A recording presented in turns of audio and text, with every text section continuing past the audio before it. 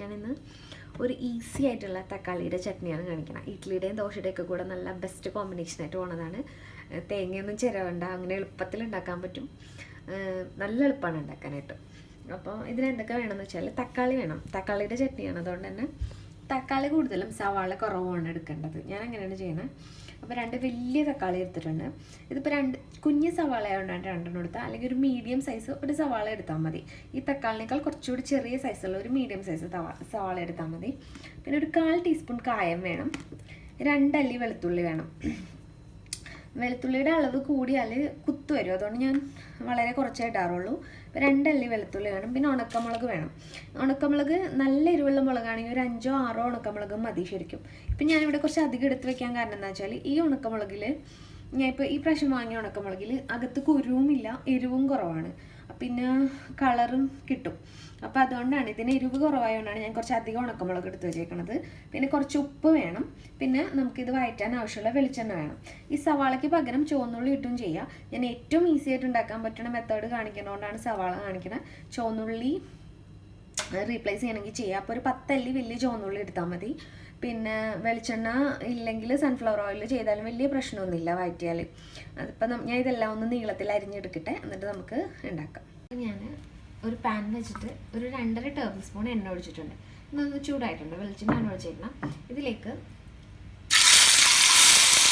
നമ്മൾ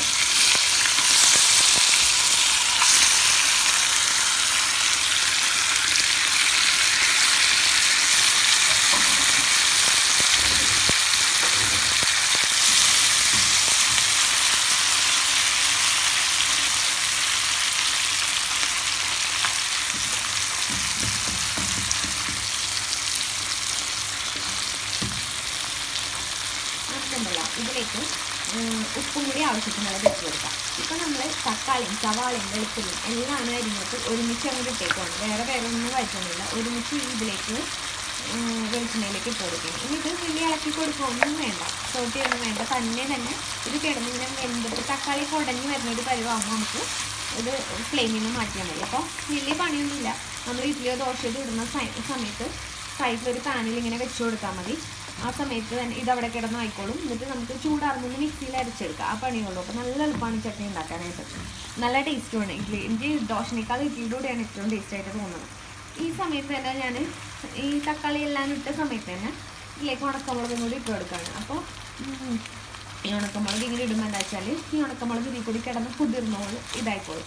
അപ്പോൾ കുതിർന്ന് ഈ തക്കാളിയുടെ ഇതിൽ കിടന്ന് തന്നെ കുതിരണോണ്ട് വേഗം അരഞ്ഞ് കിട്ടും നല്ല ഫൈനായിട്ട്. അപ്പോൾ ഇത് എല്ലാം കൂടി കിടന്ന് ഇങ്ങനെ ഒന്ന് വഴന്ന് വരട്ടെ. ലാസ്റ്റത്തെ ഇൻഗ്രീഡിയൻ്റ് ആയിട്ടുള്ള കായം, ഒരു കായം നിങ്ങളുടെ അളവനുസരിച്ച് ഇടട്ടെ. 1/4 ടീസ്പൂൺ മാക്സിമം മതി, അതിൽ കൂടണ്ട. അപ്പോൾ കുത്ത് വരും. എനിക്ക് ചില സ്പൈസസിൻ്റെ കുത്തൊന്നും ഇഷ്ടമല്ല, മല്ലിപ്പൊടിയുടെ അങ്ങനെയൊക്കെയുള്ള കുത്തുകളൊന്നും ഇഷ്ടമല്ല. അപ്പോൾ കായവും എനിക്ക് ഒരുപാട് ഇഷ്ടമല്ല. ഞാൻ സാമ്പാറിലൊന്നും അധികം കായമൊന്നും ഇടാറില്ല. അപ്പോൾ ഞാനിപ്പോൾ ഒരു 1/4 ടീസ്പൂണിൽ താഴെ കായ ഇട്ട് കൊടുത്തിട്ടുള്ളൂ. ഉപ്പ് ഇതിലേക്ക് ആവശ്യത്തിനുള്ള ഇട്ടിട്ടുണ്ട്. ഇപ്പോൾ എല്ലാ സംഭവങ്ങളും ആയിട്ടുണ്ട്. ഇനി ഇത് നന്നായിട്ടൊന്ന് വെന്തുടഞ്ഞ് വരട്ടെ. ഉടഞ്ഞിട്ട് നമുക്ക് അരച്ചെടുക്കാം. ഒരു 5 മിനിറ്റ് ഒന്നും എടുത്തിട്ടില്ല കേട്ടോ. അതിന് മുമ്പ് തന്നെ തക്കാളി നന്നായിട്ട് ഉടഞ്ഞിട്ടുണ്ട്.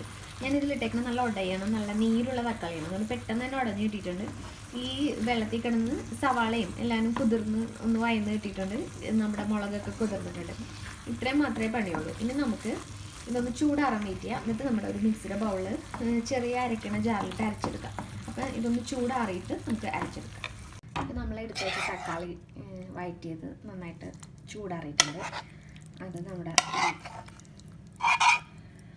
ചെറിയ ഗ്രൈൻഡറില്ലേ നമ്മൾ തേങ്ങയൊക്കെ അരക്കണം, അതിലേക്ക് മാറ്റാം.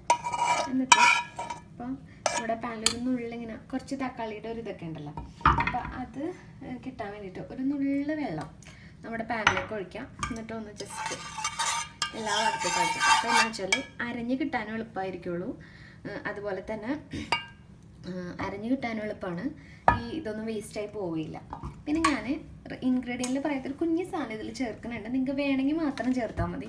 ഇപ്പോൾ ഇതിൽ തക്കാളിയുടെ പുളിയും ഈ മുളകിൻ്റെ എരിവൊക്കെ ഒന്ന് ബാലൻസായി കിട്ടാൻ വേണ്ടിയിട്ട് ഒരു 1/4 ടീസ്പൂൺ, അതിനേക്കാൾ താഴെ മതിയെങ്കിൽ താഴെ മതി, ഒരു 1/4 ടീസ്പൂൺ പഞ്ചസാര ഞാൻ ഇതിലേക്ക് ഇട്ട് കൊടുക്കുന്നുണ്ട്. ഇത് വളരെ കുറച്ചാണ് ഈ ചട്നിയുടെ.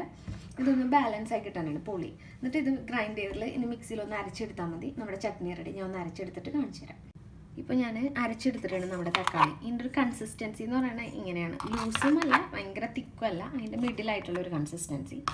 ഞാനൊരു പാത്രത്തിലേക്ക് മാറ്റിയിട്ടുണ്ട്, സെർവിങ് പ്ലേറ്റിലേക്ക്. ഭയങ്കര എളുപ്പമാണ്, നിങ്ങളെല്ലാവരും ഇത് ട്രൈ ചെയ്ത് നോക്കണം, എല്ലാവർക്കും ഇഷ്ടപ്പെടും. കുറച്ച് പേർക്കൊക്കെ ഇത് ഉണ്ടാക്കാൻ അറിയാൻ പറ്റും, അറിയാത്തവരെല്ലാവരും ഇത് ട്രൈ ചെയ്ത് നോക്കാം.